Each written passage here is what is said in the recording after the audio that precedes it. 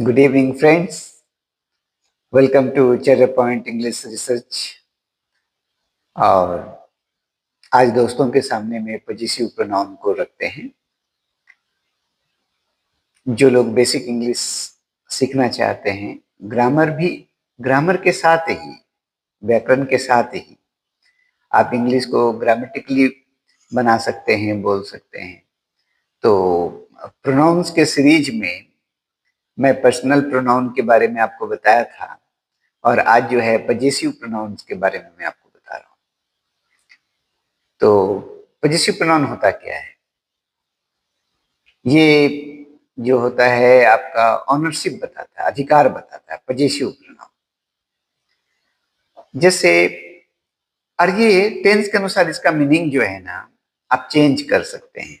हालांकि positive pronoun का meaning change नहीं होता है, लेकिन टेंस की वजह से है, था और होगा में चेंजिंग आप कर सकते हैं। तो ऐसे करके आप अपना लैंग्वेज को क्रिएट करिएगा। जैसे मान लीजिए माइन है, तो मेरा है, मेरा था, मेरा होगा। और फिर अगर आर्स है तो हमारा है, हमारा था, हमारा होगा। तो है, था, होगा कैसे होगा? आप ऑक्सिलरीज को जो है ना, इज, वॉज, विल बी, है ना, आर, वर, विल बी, इस तरह से चेंज कर करके आप इसको प्रेजेंट, पास्ट, फ्यूचर में कर सकते हैं। जब आपको टेंस पढ़ाएंगे तो बहुत क्लियरली आ जाएगा, लेकिन अभी आप पॉजिटिव प्रोनाउन को ही समझिए। जैसे योर्स, तुम्हारा है, तुम्हारा था, तुम्हारा होगा। आप तुम्हारा के जगह पर आप लोगों का भी बोल सकते हैं, है ना। और फिर होगा योर्स, तुम लोगों का है, तुम लोगों का था, तुम लोगों का होगा। या आप लोगों का है, आप लोगों का था और आप लोगों का होगा।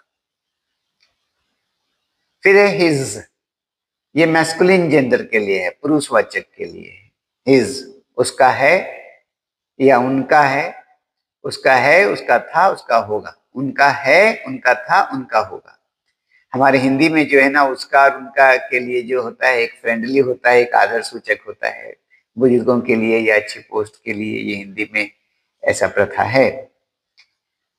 फिर अगर ये फेमिनिन जेंडर के लिए आ जाए, जैसे स्त्री वाचक के लिए, स्त्रीलिंग के लिए, तो हम लोग हर्स कहते हैं। हर्स, उसकी है, उसकी थी, उसकी होगी। और बहुतों के लिए, थर्ड पर्सन बहुवचन के लिए जो होता है, बहुतों के लिए तो होगा देयर्स, उन लोगों का है, उन लोगों का था, उन लोगों का होगा। तो उसका कुछ एग्जाम्पल मान लीजिए कि आप ये कहते हैं, दिस कार इज माइन,